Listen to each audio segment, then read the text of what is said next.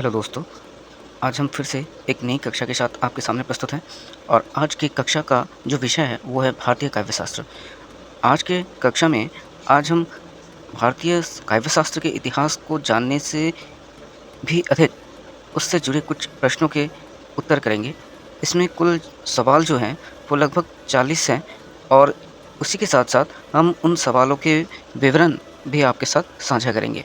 तो चलिए शुरू करते हैं। काव्यशास्त्र शब्द का अर्थ क्या है? काव्य का इतिहास, काव्य का दर्शन, काव्य का विज्ञान, काव्य का सौंदर्य। तो ऑप्शन सी जो है काव्य का विज्ञान, यह सही उत्तर है क्योंकि इसका विवरण देखें तो काव्यशास्त्र वो व्यवस्थित शास्त्र है जिसमें काव्य की रचना, प्रक्रिया, स्वरूप, गुण, दोष, अलंकार, रीति, रस, छंद आदि का वैज्ञानिक अध्ययन किया जाता है। यह साहित्य के सौंदर्य शास्त्र और समीक्षा के सिद्धांतों को प्रस्तुत करता है। भारतीय परंपरा में भरत मुनि से लेकर विश्वनाथ तक अनेक आचार्यों ने इस विज्ञान को समृद्ध किया है। इसके बाद रस सिद्धांत का प्रतिपादन किसने किया था? तो रस सिद्धांत का प्रतिपादन आचार्य भरत मुनि ने किया था, जो नाट्यशास्त्र के रचयिता हैं। आचार्य भरत मुनि ने ईसा के प्रथम द्वितीय शताब्दी में नाट्यशास्त्र की रचना की, जिसे भारतीय काव्यशास्त्र का आधार स्तंभ माना गया है।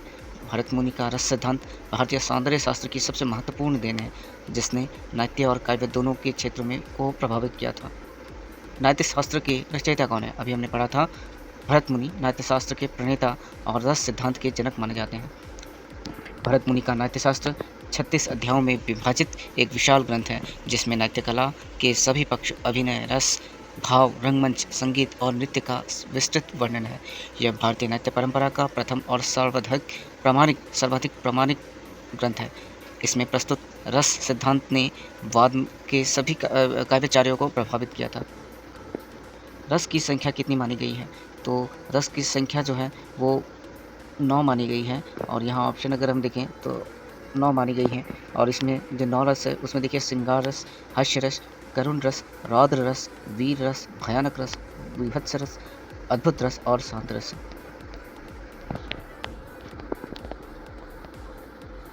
एक बात हमें याद रखनी होगी कि भरत मुनि ने 8 रसों का उल्लेख किया था और बाद के आचार्यों ने शांत रस को एक नवीन रस के रूप में जोड़ा।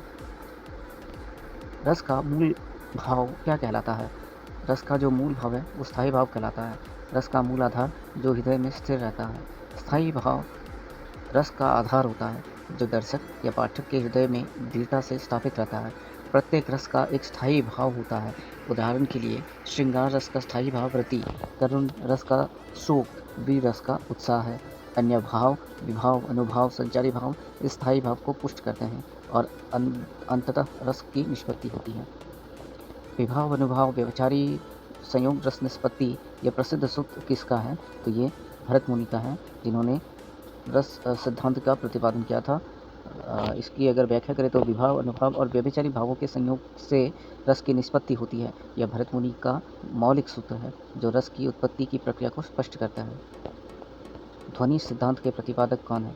तो ध्वनि सिद्धांत के प्रतिपादक जो है वो आचार्य आनंदवर्धन है। ध्वन्यालोक के लेखक हैं वो। ध्वनि को काव्य की आत्मा मानते हैं। इसके बाद ध्वन्यालोक की टीका किसने लिखी थी? तो आचार्य अभिनव गुप्त ने ध्वन्यालोक की टीका लिखी थी। अभिनव गुप्त कश्मीर की शैववाद के प्रमुख आचार्य थे। उनकी लोचन टीका ध्वन्यालोक को समझने के लिए अत्यंत महत्वपूर्ण है। उन्होंने रस और ध्वनि सिद्धांत दोनों पर गहन विचार प्रस्तुत किए हैं। काव्य का आत्मा रस है, यह मत किसका है? विश्वनाथ का। आचार्य विश्वनाथ ने कहा था रसात्मना काव्यम, रस ही काव्य की आत्मा है। भारतीय काव्य शास्त्र में विभिन्न आचार्यों ने काव्य की आत्मा को लेकर अलग अलग मत प्रस्तुत किए हैं, अलंकार, रीति, ध्वनि, वक्रोक्ति आदि, परंतु आचार्य विश्वनाथ ने का रस सिद्धांत सर्वाधिक मान्य और प्रभावशाली रहा है। तो देखिए कि पहला जो प्रश्न हमारे सामने है, काव्य प्रकाश के लेखक कौन है? तो काव्य प्रकाश के लेखक कौन है? इसका उत्तर है मम्मट। मम्मट ने काव्य प्रकाश में काव्य की संपूर्ण चर्चा की है।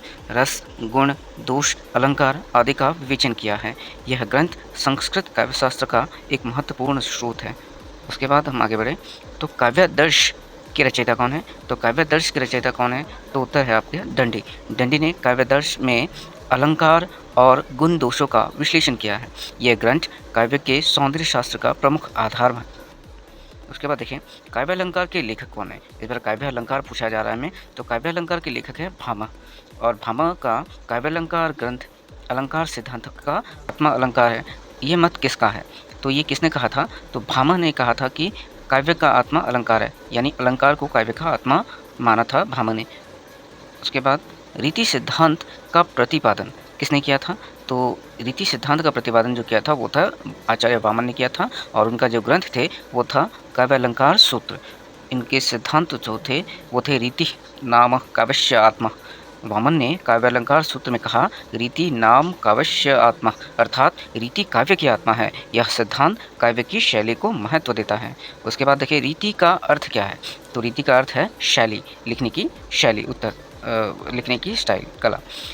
औचित्य सिद्धांत का प्रतिपादन किसने किया था, तो औचित्य सिद्धांत का प्रतिपादन जो किया था वो थे आचार्य क्षेमेंद्र ने, और उनके ग्रंथ का नाम क्या था, औचित्य विचार चर्चा। औचित्य विचार चर्चा, इनके सिद्धांत को अगर देखें तो औचित्य को काव्य की आत्मा बताया हमारे आचार्य क्षेमेंद्र ने। क्षेमेंद्र ने औचित्य विचार चर्चा में औचित्य को काव्य की आत्मा बताया। औचित्य का अर्थ है उपयुक्त और समुचितता। उसके बाद आगे बढ़े, औचित्य रस सिद्धि कारणम, ये किसने कहा था, तो वो कहा था आचार्य क्षेमेंद्र ने, और उनके सिद्धांत को कहा जाता है औचित्य सिद्धांत, और इसमें रस सिद्धि से पूर्णता होती है। उनका कहना था कि औचित्य के बिना रस की सिद्धि नहीं हो सकती। औचित्य रस की प्राप्ति का मूल कारण है।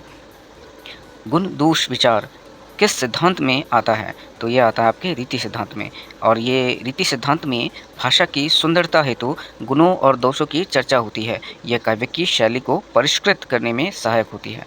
उसके बाद देखिए ध्वनि के प्रकार, तो ध्वनि के प्रकारों को अगर देखें तो मुख्य रूप से 3 ध्वनि हमारे सामने आते हैं, वाच्य ध्वनि, लक्ष्य ध्वनि और व्यंग्य ध्वनि। तो वाच्य ध्वनि जो है वो प्रत्यक्ष अर्थ के आधार पर लिखा जाता है। लक्ष्य ध्वनि जो है वो लक्षणा से प्राप्त ध्वनि होती है, और व्यंग्य ध्वनि जो है वो व्यंजना से प्राप्त ध्वनि है। तो ध्वनि के प्रकार अगर हम देखें तो वाच्य ध्वनि, लक्ष्य ध्वनि और व्यंग्य प्रकाश के लेखक कौन है, तो काव्य प्रकाश के लेखक जो हैं वो है आचार्य मम्मट। मम्मट ने काव्य प्रकाश में काव्य की संपूर्ण चर्चा की, जिसमें रस, गुण, दोष, अलंकार काव्य का विवेचन किया गया है। देखिए भामह और दंडी का प्रसिद्ध विवाद, तो काव्य की आत्मा क्या है, इस संदर्भ में दोनों के विवाद बहुत प्रचलित हैं। संस्कृत काव्यशास्त्र के इतिहास में भामह और दंडी का विवाद बेहद महत्वपूर्ण है। दोनों आचार्यों में काव्य की मूल प्रकृति को लेकर गहन मतभेद था। वामन बनाम दंडी दो दृष्टिकोण, अगर हम दोनों के दृष्टिकोण को देखें तो भामह ने अलंकार को ही काव्य की आत्मा माना था, जबकि दंडी ने शब्दार्थ का संयोग को आत्मा माना है। हालांकि अलंकार को उन्होंने कभी नकारा नहीं। उन्होंने उसके बाद भामह को देखें तो उन्होंने काव्य को अलंकार से सुसज्जित भाषा माना। अलंकार के बिना काव्य निष्प्राण है। वहीं दंडी कहते हैं कि दंडी ने शब्द और अर्थ के सामंजस्य को प्रमुखता दी। अर्थ प्रधानता उनका मूल सिद्धांत था। यह विवाद आज भी साहित्य सिद्धांत में प्रासंगिक है और विद्यार्थियों को काव्य की प्रगति समझने में मदद करता है। रस दृष्टि एक क्रांतिकारी अवधारणा, अभिनव गुप्त का योगदान इसमें देखें तो रस दृष्टि शब्द का प्रयोग सबसे पहले महान आचार्य अभिनव गुप्त ने किया था। उन्होंने रस के स्वरूप को नया आयाम दिया। उन्होंने कहा था कि रस केवल अनुभूति नहीं बल्कि दृष्टि है, यह अनुभव का सौंदर्य रूप है। रसानुभूति में दर्शक सक्रिय भूमिका निभाता है। दंडी की अर्थ प्रधानता, दंडी का सिद्धांत अगर हम देखें, आचार्य दंडी ने काव्य में अर्थ प्रधानता, अर्थ की प्रधानता को समर्थन किया था। मुख्य विचार अगर हम देखें तो शब्द और अर्थ दोनों ही आवश्यक हैं, परंतु अर्थ को प्रमुखता दी जानी चाहिए। शब्द केवल अर्थ का वाहक है। प्रभाव, इस सिद्धांत ने संस्कृत काव्यशास्त्र में अर्थभेद के जो विवाद है उसको एक नई दिशा प्रदान की। रस की उत्पत्ति और व्युत्पत्ति में उसके मूल रूप से जो देखें तो संस्कृत की रस धातु से रस की उत्पत्ति हुई है। शाब्दिक अर्थ अगर देखें तो आनंद लेना होता है, स्वाद ग्रहण करना होता है, और एक है रसास्वादन करना। काव्य में रस का अर्थ है सौंदर्य अनुभूति का आस्वादन। काव्य में रस का अर्थ है सौंदर्य अनुभूति का आस्वादन। उसके बाद देखिए तो रीति के 3 भेद हैं। रीति के मूल रूप से 3 भेद माने गए हैं। एक है गौरी रीति जो ऊजपूर्ण और प्रसाद गुण युक्त शैली होती है। उसके बाद है वैदर्भी रीति, माधुर्य और सौम्यता से युक्त होती है जो सबसे उत्कृष्ट मानी गई है। और एक है पौरवी रीति, दोनों शैलियों का मिश्रण है।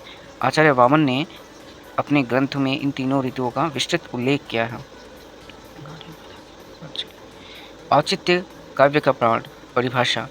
देखिए, औचित्य के बारे में शब्द और अर्थ की परस्पर अनुकूलता को औचित्य कहा जाता है।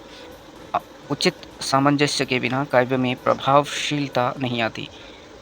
इसका प्रयोग रस, भाव, अलंकार सभी में होता है। रस का निर्माण कैसे होता है? तो रस निष्पत्ति का अर्थ है रस का निर्माण या उत्पत्ति। रस के घटक को देखें तो विभाव। विभाव का मतलब है कि रस की उत्पत्ति होने का मूल कारण। अनुभाव जो बाह्य प्रकटीकरण है, जिससे रस उत्पत्ति होने के बाद जो विषय है उनके मन में जो अनुभव की सृष्टि होती है, जो एक्सपीरियंस वो करता है, जो अनुभव वो करता है, जो एक्सपीरियंस वो करता है, उसे कहते हैं। उसके बाद है संचारी भाव, अस्थायी मनोविकार जो मन में आते जाते रहते हैं, ये स्थायी नहीं होते। जैसे एक उदाहरण देखें तो करुण रस का एक उदाहरण अगर हम लें तो इसमें स्थायी भाव जो है वो शोक है। दुख और वियोग से उत्पन्न होने वाला यह रस साहित्य में अत्यंत महत्वपूर्ण है। रस का नित्य आनंद। अब रस का नित्य आनंद हमें देखें तो अभिनव गुप्त, तो ये किसने कहा था? रस का आनंद नित्य है, मतलब हर दिन हम रस का आनंद ले सकते हैं, वो कहा था अभिनव गुप्त ने। अभिनव गुप्त का यह दार्शनिक मत भारतीय सौंदर्य शास्त्र की नींव है, जिसमें आत्मा अनुभूति यानी रस केवल बाहरी अनुभव नहीं बल्कि आत्मा का आनंद है, नित्य सुख, यह क्षणिक नहीं शाश्वत स्थायी आनंद प्रदान करता है। उसके बाद देखें तो मम्मट की काव्य परिभाषा, शब्दार्थो साहित्यम काव्यम।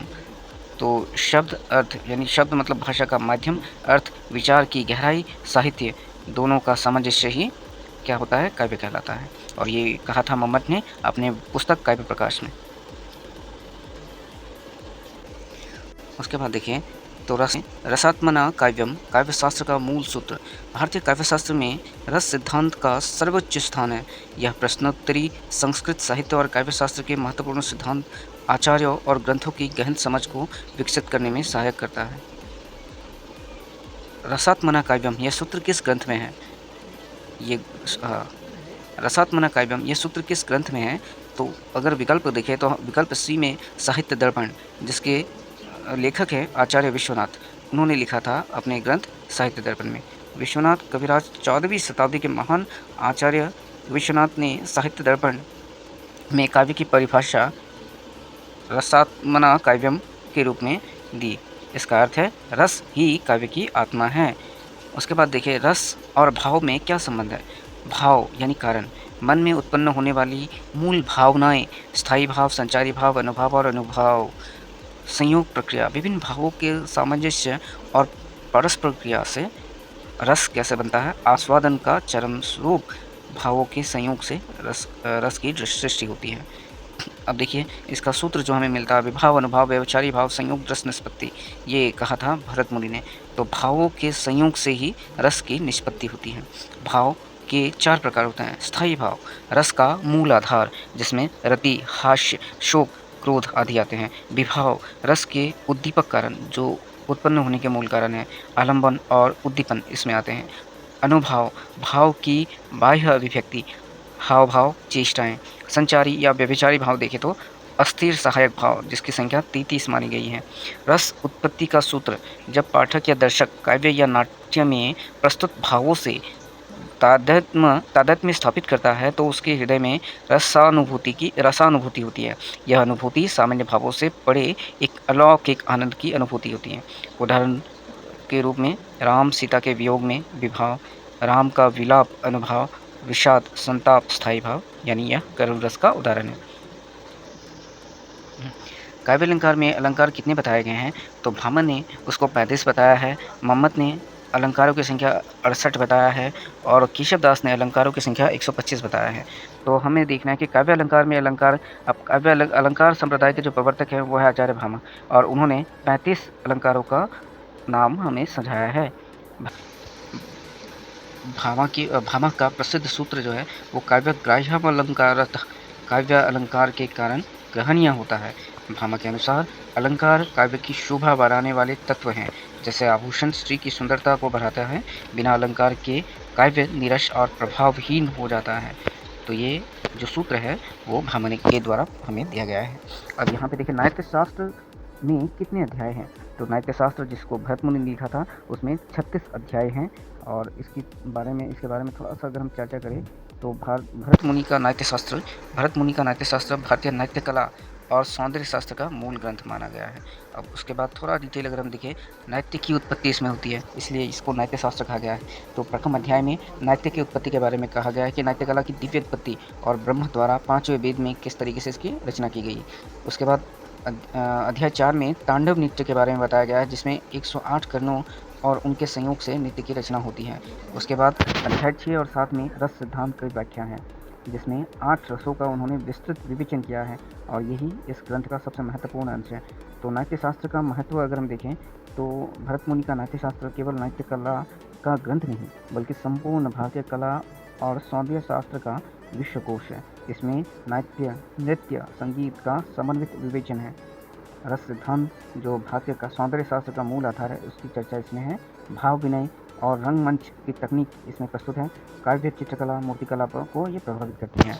उसके बाद और थोड़ा सा अगर हम देखें तो अध्याय 2 और 3 में इसमें नाट्य गृह का विधान है, रंगमंच की संरचना है और वास्तुशास्त्र है। अभिनय के भेद हैं। अध्याय 8 से लेकर 13 में अभिनय कैसे किया जाता है उसके बारे में बहुत डिटेल में बताया गया है। आंगिक, वाचिक, आहार्य और सात्विक 4 प्रकार के अभिनय। संगीत और ताल अध्याय 28 से 33 में हम देख सकते हैं। स्वर, ग्राम, जाति, ताल आदि वाद्य यंत्रों का वर्णन है। रस शब्द का प्रथम प्रयोग कहाँ हुआ था? तो ये बहुत अच्छा क्वेश्चन है। तो देखिए कि रस शब्द का प्रयोग जो है वो सबसे पहले ऋग्वेद में देखा जाता है। रस का अर्थ सार, आनंद और अमृत है। नाट्य शास्त्र में इसका दूसरा प्रयोग हुआ था। तो काव्य शास्त्रीय सिद्धांत को विकसित करता है। उपनिषद में भी रस शब्द को देखा गया है। रसो वे सह ब्रह्म ही परम आनंद रस है। और चौथा साहित्य दर्पण 14वीं सदी में रसात्मना काव्यम, रस सिद्धांत का चरम। तो इस तरीके से वैदिक साहित्य में रस की अवधारणा होती है ऋग्वेद में। उसके बाद जिसमें कुछ बातें हैं। सोम रस देवताओं का पेय, अमृत तुल्य। जल रस जीवन का सार, पृथ्वी का पोषक तत्व। आनंद रस आध्यात्मिक आनंद और तृप्ति, सार तत्व, किसी वस्तु का मूल तत्व। वैदिक ऋचा में आया है क्या है कि रस को प्राप्त कर मनुष्य आनंदित होता है। उसके बाद देखिए कि वेद से काव्य शास्त्र तक यात्रा करते समय रस किस तरीके से परिवर्तित होता गया। तो वैदिक रस की अवधारणा धीरे धीरे आध्यात्मिक आनंद से सौंदर्य अनुभूति तक पहुँचते हुए वैदिक युग में भौतिक और आध्यात्मिक सार रहा। उपनिषद युग में ब्रह्मानंद के रूप में रस रहा। भरत युग में यानी भरत मुनि के युग में नाट्य शास्त्र में रसानुभूति हुआ। इस प्रकार रस भारतीय दर्शन और कला का मूल आधार बना। काव्य में शब्द की शोभा किससे विकसित होती है? तो काव्य में शब्द की शोभा जो है वो अलंकार से शोभित होती है। और अलंकार के बारे में हमने बहुत पहले भी पढ़ा है और अभी हम थोड़ा सा देख लेते हैं। अलंकार का जो अर्थ है वो है आभूषण। जिस प्रकार आभूषण नारी की सुंदरता को बढ़ाते हैं, उसी प्रकार अलंकार काव्य की शोभा को बढ़ाता है। इसके बारे में अलंकार शास्त्रों के अनुसार भामह का मत है कि न कांतमपि निर्भश विभाति वनिता मुख्यम। अलंकार से रहित सुंदर मुख भी शोभा नहीं देता। अलंकार के उदाहरण, ये बहुत इंपॉर्टेंट है कि अलंकार के उदाहरण अगर देखें तो उपमा माने कि जिसकी तुलना किसी के साथ की जा रही हो तो उसका उपमा। मुख चंद्र के समान है। सादृश्य द्वारा शोभा, मतलब किसी एक पर्सन की तुलना किसी एक ऑब्जेक्ट से की जा रही है और वो जो ऑब्जेक्ट है वो कहा जाएगा उपमा। तो मुख चंद्र के समान है, सादृश्य द्वारा शोभा, मतलब उसकी सिमिलरिटी बता रही है। रूपक, चरण कमल, अभेद आरोप से चमत्कार। उत्प्रेक्षा, मानो चांद धरती पर उतार आया हो, संभावना से सौंदर्य उत्पन्न। अनुप्रास, चारों चंद्र की चंचल किरणें, वर्ण की आवृत्ति से एक लय उत्पन्न होना। निष्कर्ष, अलंकार काव्य को नीरस से सरस, सामान्य से असामान्य और साधारण से चमत्कार पूर्ण बनाते हैं। उसके बाद काव्य का हेतु क्या है? काव्य के हेतु को अनेक जनों ने अनेक प्रकार से परिभाषित किया है कि हर एक का अपना अपना हेतु होता है काव्य रचना में, लेकिन जो मूल है वो है प्रतिभा, मूल कारण। कवि की जन्मजात सृजनात्मक शक्ति को प्रतिभा कहते हैं। कल्पना, हेतु, काव्य सृजन की केंद्रीय शक्ति होती है कल्पना। व्युत्पत्ति या ज्ञान, शास्त्र, भाषा और लोक का ज्ञान से व्युत्पत्ति होता है। और अभ्यास, साधन, निरंतर रचना और अध्ययन से अभ्यास होता है। काव्य हेतु संस्कृत आचार्य के मत इसी तरीके से कहना कि राजशेखर ने काव्य मीमांसा में काव्य के 3 मुख्य हेतु बताए थे: प्रतिभा, व्युत्पत्ति और अभ्यास। किंतु इन सब के केंद्र में कल्पना कल्पना शक्ति जो सामान्य को असामान्य बनाती है। कल्पना यानी काव्य की सृजन शक्ति। कल्पना ही वो शक्ति है जिसमें नवीन बिंबों और प्रतीकों की रचना करती है, सामान्य अनुभवों को असाधारण काव्यानुभूति में बदलती है, अदृश्य को दृश्य, अमूर्त को मूर्त में बदलती है, भाव और रस की सृष्टि को माध्यम बनाती है। प्रतिभानुसारिणी कल्पना प्रतिभा की अनुगामिनी है। उदाहरण, कालिदास की कल्पना शक्ति ने यक्ष को मेघदूत बनाया, विरह को संदेह वहन के रूपांतरित किया। कल्पना के बिना शब्द मात्र शब्दकोश है, कल्पना ही उन्हें जीवंत काव्य बनाती है। तो कल्पना की शक्ति भी असीम है। रस और ध्वनि का संबंध अगर हम देखें तो कैसे हम इसको वर्णित करें, तो ध्वनि शब्द की व्यंजना शक्ति है, अप्रस्तुत का साधन है, वहीं व्यंजना लक्षणा से पड़े सूक्ष्म अर्थ की अभिव्यक्ति है। आनंद काव्यानुभूति का परम लक्ष्य, रस ध्वनि का सर्वोच्च रूप रस ध्वनि है। तो इसके बारे में अगर हम और थोड़ी सी डिटेल में देखें तो हम पाएंगे रस और ध्वनि का संबंध। आनंदवर्धन ने स्थापित किया था कि रस ही ध्वनि का सर्वोच्च रूप है। वस्तु ध्वनि, अलंकार ध्वनि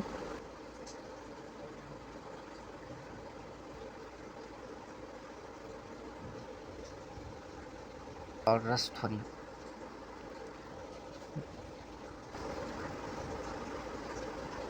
वीर रस का स्थायी भाव जो है वो है उत्साह, साहस, पराक्रम और शौर्य का भाव है। इसके साथ और कुछ देखें तो स्थायी भाव जो है उत्साह है।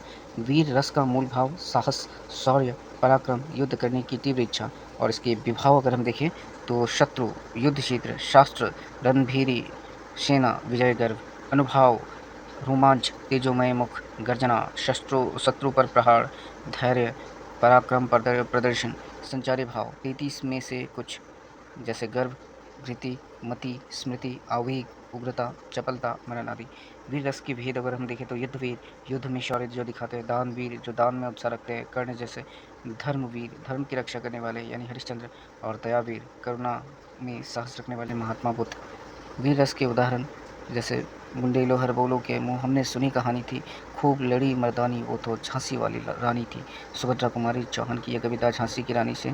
इसमें अगर स्थायी भाव देखें तो उत्साह है, और विभाव यानी देखें तो शत्रु, युद्ध, रानी का साहस, अनुभव, मर्दानी ढंग से लड़ना, और रस वीर रस की परिपूर्ति। आशा करते हैं कि आज की ये कक्षा आपको थोड़ी सी भी मददगार होगी। तो अगर आपको यह कक्षा अच्छी लगी हो तो इसे आगे भी साझा करने का प्रयास करें। तो आज के लिए बस इतना ही। धन्यवाद।